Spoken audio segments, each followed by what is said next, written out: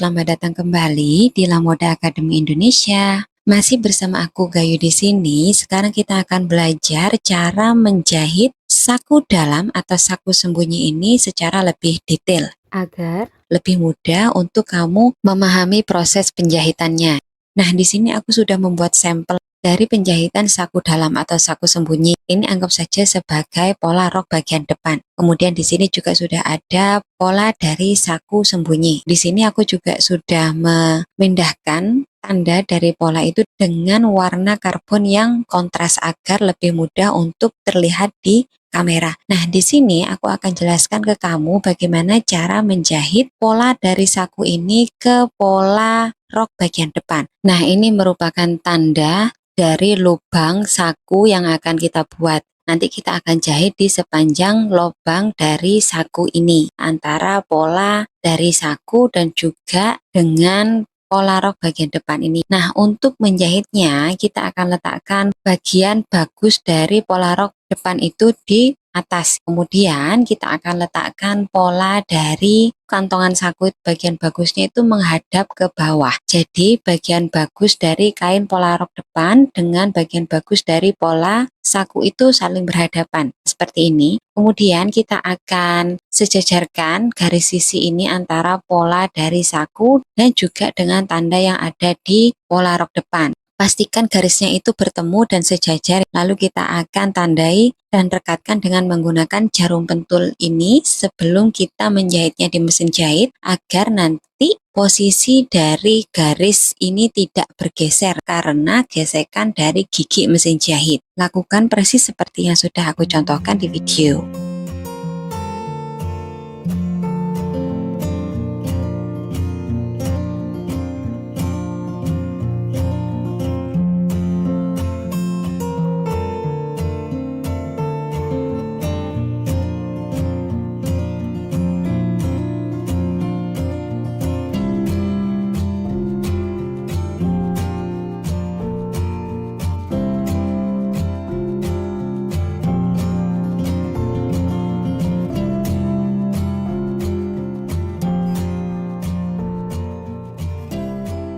Nah, jadi seperti ini. Di sini kita sudah paskan posisi dari garis sisi antara pola di saku dan juga garis sisi yang ada di pola rok bagian depan. Nah, di sini kita akan jahit di sepanjang lubang dari saku dalam ini. Jadi dari titik atas lubang saku ini lurus ke bawah dijahit sampai ke titik bawah dari lubang saku dalam ini. Jangan lupa ketika menjahit nanti kita akan mulai dengan mengunci jahitan tersebut di titik atas dan juga titik bawah dari lubang saku sembunyi kita. Sekarang langsung kita praktekkan ke mesin jahit. Nah, sekarang mari kita jahit lubang dari saku dalam kita ini. Nah, di sini nanti kita akan mulai dengan mengunci jahitan di bagian titik atas lubang saku ini, kemudian kita akan akhiri dengan mengunci jahitan di titik akhir dari lubang saku dalam ini. Namun sebelum kita menjahit dari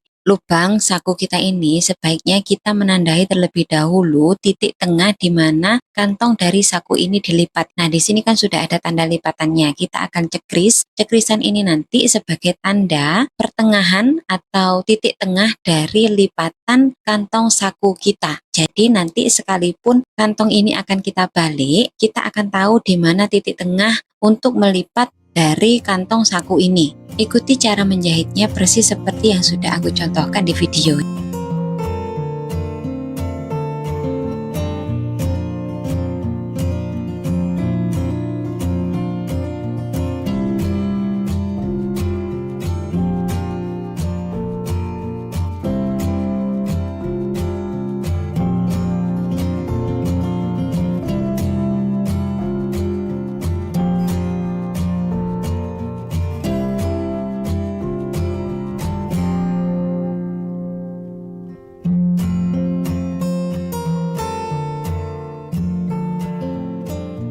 Hasil jahitannya seperti ini. Ini jahitannya sudah kita kunci di bagian titik atas dan juga di bagian titik bawah dari lubang saku kita. Biasakan untuk merapikan sisa-sisa benang sebelum lanjut ke proses penjahitan berikutnya. Selanjutnya kita akan potong secara diagonal tepat di area titik atas dan juga titik bawah dari lubang saku kita. Lakukan persis seperti yang sudah aku contohkan di video. Jadi di sini dari siku-siku yang terbentuk dari batas titik atas dan titik bawah dari lubang saku tersebut yang berpotongan langsung dengan garis tanda sisi dari rok, itu kita akan gambar garis diagonal ke arah luar, lalu kita akan potong, kita akan cekris nyepet ke titik dari titik atas dan titik bawah dari lubang saku dalam ini. Kemudian kalau sudah kita potong, kita akan tipiskan kampuh yang ada di sepanjang jahitan lubang dari saku dalam ini, agar nanti itu area lubang dari saku itu tidak tebal karena kampuh yang terlalu besar, karena nanti kita akan membalik dan menjahit tindas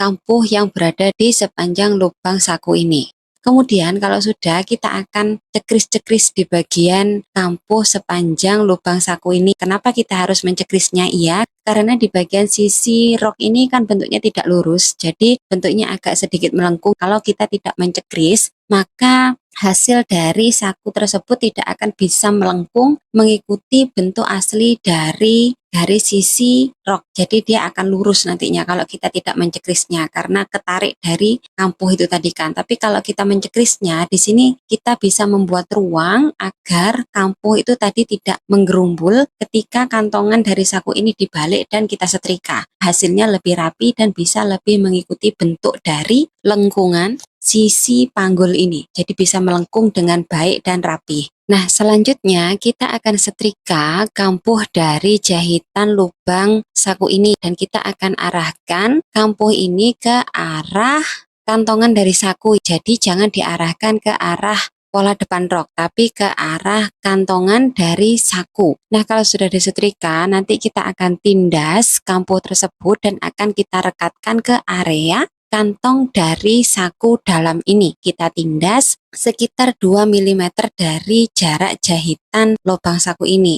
Jahitan tindasan ini biasanya disebut dengan istilah clean stitch atau jahitan yang digunakan untuk membuat lipatan dari sebuah jahitan itu terlihat bersih dan rapi agar lapisan di dalamnya itu tidak terlihat dari sisi luarnya. Nah, di sini kita akan setrika jahitan dari lubang saku kita hadapkan kampuhnya menghadap ke arah kantong dari saku kita. Kita akan setrika, kita akan pipihkan seperti ini sebelum kita jahit jahitan tindas.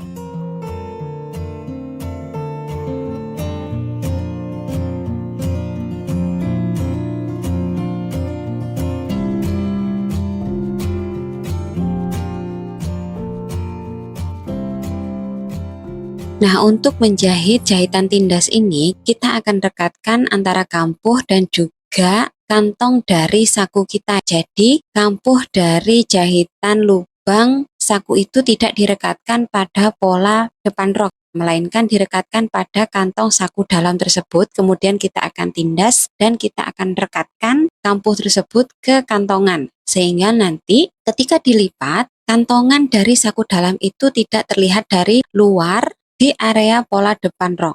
Nah, di sini kampuhnya sudah aku arahkan ke arah kantong dari saku dalam. Sudah disetrika dan sudah merekat ke arah kantongan. Kemudian kita akan jahit di sepanjang ini. Itu lebarnya sekitaran 2 mm dari jarak jahitan sambungan antara pola depan rok dengan kantong saku dalam ini. Lakukan seperti yang sudah aku contohkan di video.